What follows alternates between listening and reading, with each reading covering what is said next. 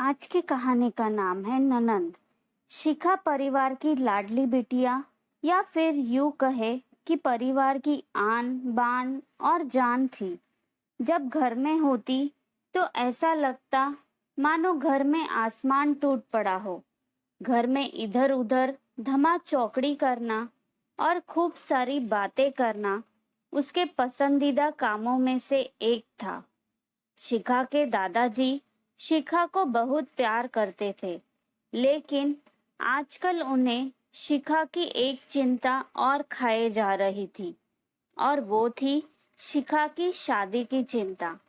बस दादाजी अब हर परिवार में शिखा का ससुराल ढूंढते, लेकिन शिखा को शादी नाम से ही इतनी चिढ़ थी कि शादी का नाम सुनते ही वह गुस्सा होकर मुंह फुलाकर दूसरे कमरे में बैठ जाती।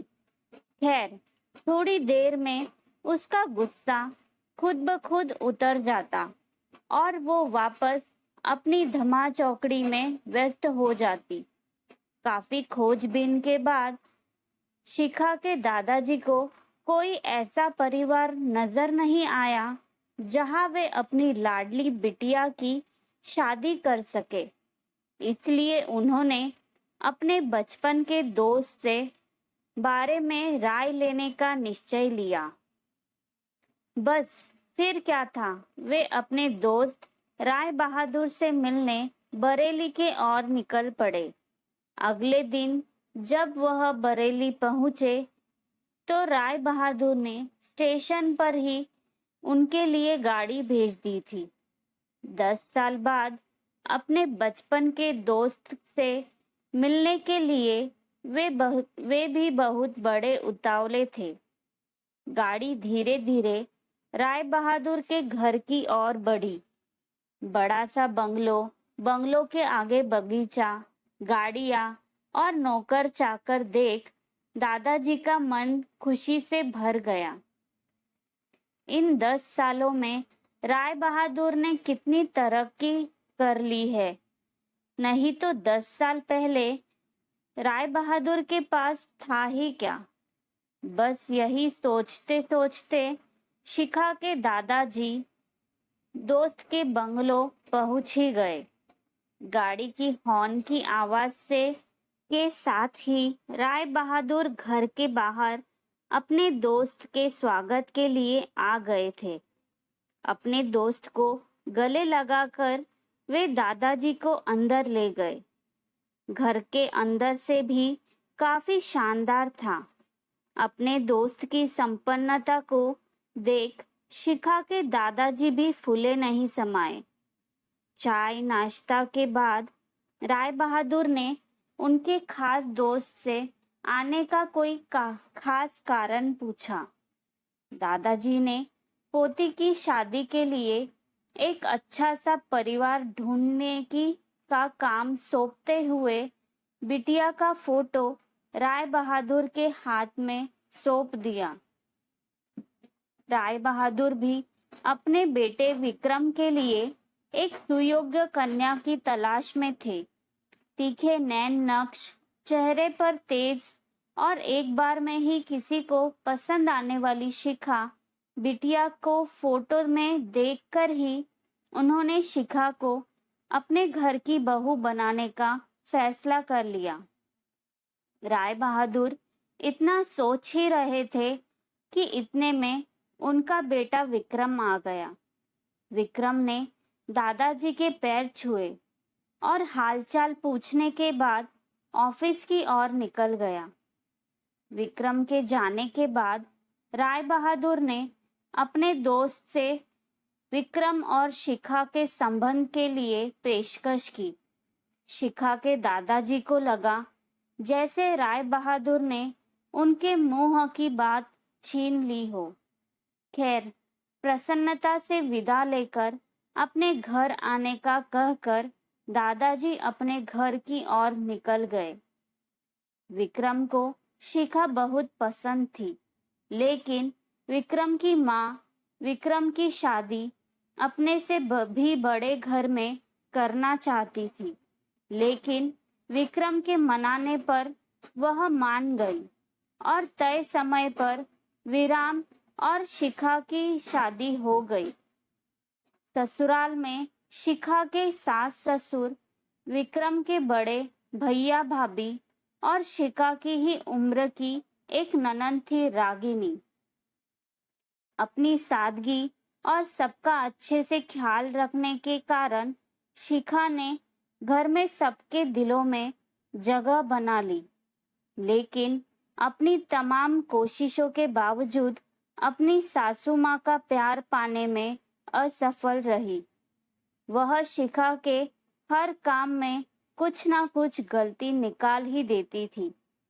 अपनी शादी के रात को ही विक्रम ने शिखा से साफ साफ कह दिया था कि घर के किसी भी मामले में मैं बिल्कुल नहीं बोलूंगा, ना तो मैं किसी बात पर माँ से बहस करूंगा और ना ही तुम्हारा साथ दूंगा। तुम्हें अपनी समझदारी से ही काम लेना होगा। लेकिन शिखा की लाख कोशिशों के बावजूद भी सासू माँ के व्यवहार में कोई भी परिवर्तन नहीं आ रहा था। शिखा की ननद जरूर उसकी माँ से शिखा भाभी के प्रति इस तरह के व्यवहार पर उलझ जाती, लेकिन इससे भी केवल बात बढ़ने के अलावा कुछ नहीं होता। इसी तरह करीब 1 साल निकल गया। शिखा और विक्रम को जुड़वा बेटियां हुई। यह समय शिखा के लिए अग्नि परीक्षा का समय था।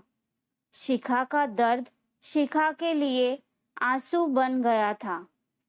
ससुराल में शिखा को संभालने वाला कोई नहीं था और विक्रम और उनके पापा ने शिखा को अपने मायके भेजने के लिए पहले ही मना कर दिया था। एक दिन रागिनी कॉलेज से आई तो उसने सभी को कॉलेज के सालाना कार्यक्रम में आने के लिए कहा और यह भी कहा कि कॉलेज में उसकी भी 2 थी प्रस्तुतियां है, इसलिए आप सभी का चलना बहुत जरूरी है। खैर, ना चाहते हुए भी शिखा को अपनी दोनों जुड़वा बेटियों के साथ रागिनी के कॉलेज जाना पड़ा। कार्यक्रम की शुरुआत में गीत संगीत की कई प्रस्तुतियां हुई। उसके बाद मॉडलिंग राउंड शुरू हुआ। दर्शकों ने तालियों के साथ सभी का उत्साहवर्धन किया। मॉडलिंग में रागिनी ने भी हिस्सा लिया था। आखिरी राउंड में रागिनी के साथ 4 और लड़कियों को सिलेक्ट किया गया, जहां सभी से जज द्वारा एक एक सवाल पूछकर विजेता घोषित करना था। सवाल जवाब का दौर शुरू हुआ। इसी कड़ी में जज साहिबा ने रागिनी से सवाल पूछा, अगर घर में तुम्हारी माँ और भाभी में से किसी एक का साथ देना हो तो तुम किसका साथ दोगी? पूरे सदन में खामोशी छाई थी। सभी रागिनी के जवाब की प्रतीक्षा कर रहे थे। तभी रागिनी ने थोड़ा आगे बढ़कर कहा, अगर भाभी सही हो तो अपनी भाभी का। जज साहिबा ने आगे पूछा, क्यों तुम अपने भाभी का साइड लोगी? रागिनी ने जवाब दिया, क्यों नहीं, मुझे भी कल किसी की भाभी बनना है। जवाब सुनते ही पूरे सदन में तालियां गूंज उठी। सभी रागिनी की सोच और उसके सटीक जवाब की प्रशंसा कर रहे थे। रागिनी को विजेता घोषित किया गया। पुरस्कार लेने से पहले रागिनी ने सभी से कुछ कहने के लिए माइक थामते हुए कहा, हर बेटी अपनी माँ से बहुत प्यार करती है और माँ भी अपनी बेटी के दिल के सबसे करीब होती है। इसी तरह हमारे घर की बहुएं भी तो किसी की बेटियां है। आज हम किसी की बेटियां है, कल से किसी की भाभियां और बहुएं बनेंगी। अगर कल से हमें कुछ दुख हुआ तो हमारी माँ को भी दुख होगा, और इसी तरह हमारे घर की बहू को दुख हुआ तो उनकी माँ को भी दुख पहुँचेगा। और इस दुनिया में किसी भी इंसान को किसी की भी माँ को दुख पहुँचाने का कोई हक नहीं है। इसीलिए हर सास अपनी बहू को अपनी बेटी समझे तो आगे चलकर उनकी बेटी भी खुश रहेगी। रागिनी के इतना कहते ही पूरा सदन एक बार फिर तालियों की गड़गड़ाहट से गूंज उठा। तालियों की गड़गड़ाहट के बीच ही शिखा की सास ने शिखा को गले से लगा लिया। आशा करती हूँ कि आज की कहानी आपको ज़रूर अच्छी लगी होगी। अगर अच्छी लगी है तो कमेंट में मुझे लिखकर भेजिएगा और चैनल को सब्सक्राइब ज़रूर कीजिएगा। धन्यवाद।